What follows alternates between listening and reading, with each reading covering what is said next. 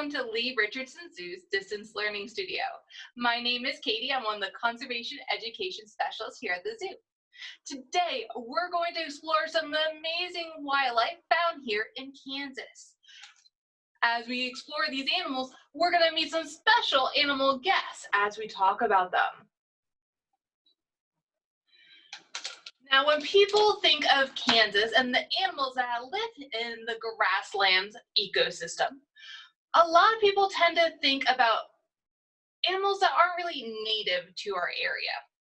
You might think about the dogs and cats you might see in your neighborhood, or here in Garden City, Kansas, where we have an amazing zoo. A lot of people think of the animals that they see at our zoo when they think of Kansas, like lions or sloth bears. But those animals aren't native to Kansas. They haven't always lived here. They were moved here to be a part of our zoo, and so humans could care for them and they could represent their wild counterparts here at our zoo to inspire our visitors to care for wildlife. But the wildlife of Kansas is very special and unique. It might not be a lion or a red panda, but it's still worth learning about the amazing animals of Kansas. Now, we can break animals up into a variety of animal groups: mammal, reptile, insect, amphibian, or bird. There's many other groups beyond that, but those are the ones we're going to focus on today because we have state animals that represent each of those groups. Each state, and then there's 50 of the states in the United States, all have their own special animals that represent them, that are part of their state, native animals of that state, and are iconic to the area. When I say iconic, I mean recognizable. If you were to come to Kansas, you would have a good chance of seeing these animals while you visit us. So our first animal guest, you guys got a little sneak peek of before, is our state reptile, the ornate box turtle. The ornate box turtle is common all throughout Kansas. These guys thrive in our grasslands, especially on the western side of Kansas where Garden City is, where it's really dry. Most turtles need access to water every single day: a pond, a river, a stream, a lake, an ocean. But box turtles are very special. Now, they don't mind living in very dry areas. So the western side of Kansas, which is prone to droughts, lack of water for periods of the year, is not an issue for our box turtle friends. And these guys do have amazing features that help them to thrive in the grasslands. They have a hard shell. It's a bony material covered by layers of keratin, like our fingernails, that if they feel scared or threatened, they can hide inside of. It's a temporary form of shelter. It keeps them safe for a short period of time, but it's not the best shelter for long periods of time. So you might notice that they do have long claws that help them to dig. These guys can dig down into sandy soil for shelter and safety. They might dig down into the sandy soil as they're resting to avoid potential predators, make it harder for predators to spot them. Or during our winter months, where it does get pretty cold here in Kansas, they can burrow down and shimmy down into sandy soil and use that as a covering as they go through a period of dormancy in wintertime, where they're really sleepy until the warm weather of spring and summer returns. One of the amazing animals we find here in Kansas. For our other state animals, next we'll take a look at our mammal group. Mammals are any animal who have hair or fur, and the state mammal of Kansas is one of the largest animals that you can find in our state, the bison. Some people call them buffalo, but that's not the best name for them. You guys now know the best name for the animals is the bison. Here at Lee Richardson Zoo, we actually have two resident bison, Titan and Sienna, a male and a female. They have beautiful thick fur coats to keep them warm in our winter time. They have a lot of thick fluffy fur that's very dense. It's very thick.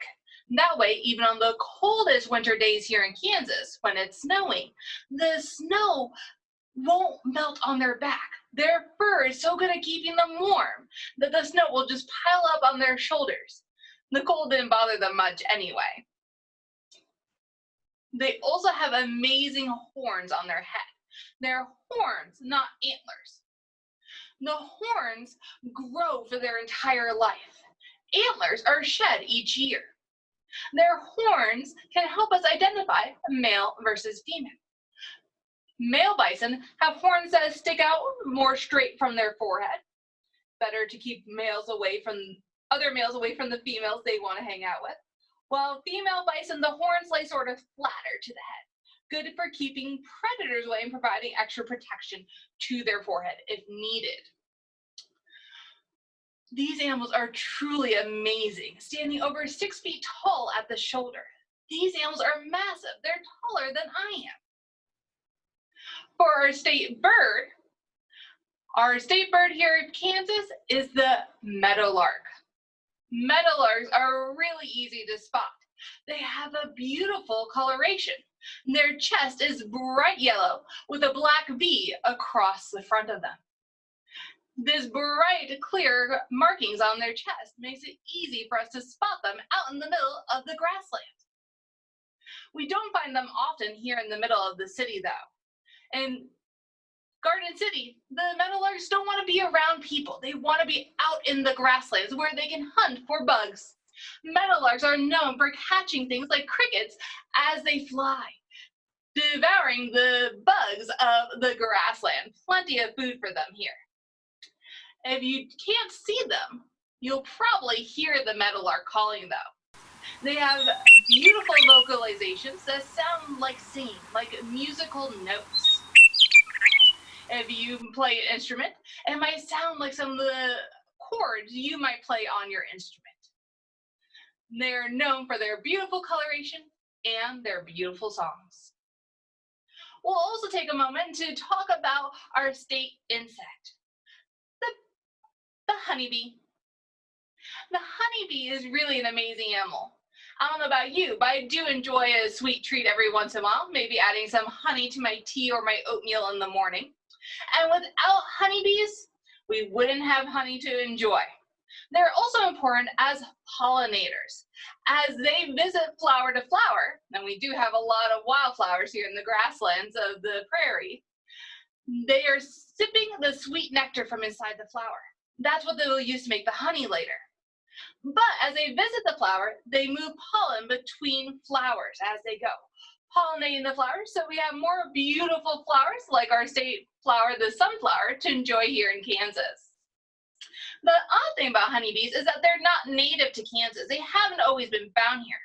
They were actually introduced or brought here by people many years ago. When humans were exploring the world and exploring North America for the first time, many of the Europeans moving to North America brought hives of honeybees with them so that they would have a sweet treat to enjoy in this strange new land. And the honeybees have done great here and are now found throughout the United States.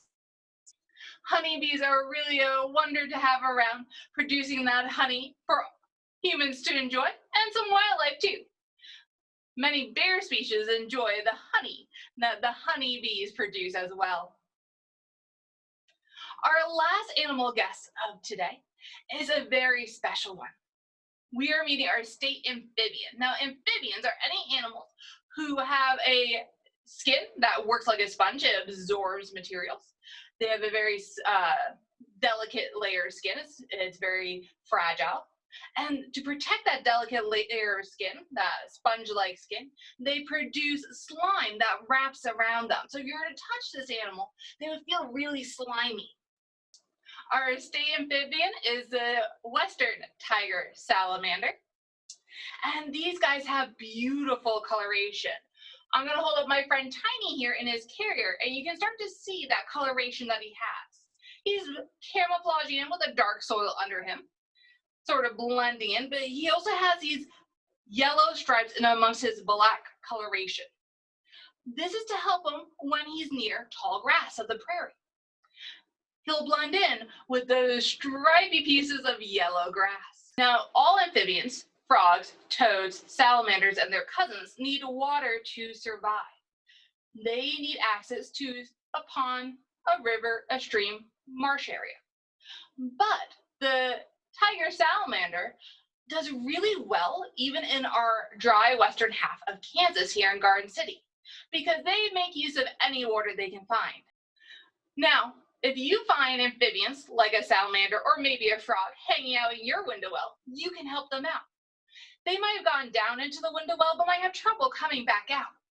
You can take small branches, or maybe your family has some wood lying around from a project around the house, and you can put these wooden items or maybe even rocks into the window well to create a ramp or a stair system to help our amphibian friends get back out so that they can enjoy the puddle that's formed and still be able to leave later and go about their business, looking for food, water, shelter, or space.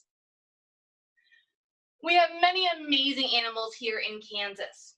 Today we've talked about a couple of our state animals that have been selected to represent their animal groups and represent the state of Kansas because they're so common here and so iconic, well known as a part of our landscape. But there's plenty of other animals to explore in the prairie. I encourage you to get out with your family and go on an animal hunt. You guys are going to use your eyes to look for as many wildlife as you can spot. See if you can spot any of the state animals that we talked about today. And enjoy seeing these animals from a safe distance. Remember, we got to meet these animals up close today, but in nature, always give wildlife their space. Until next time, have a great day.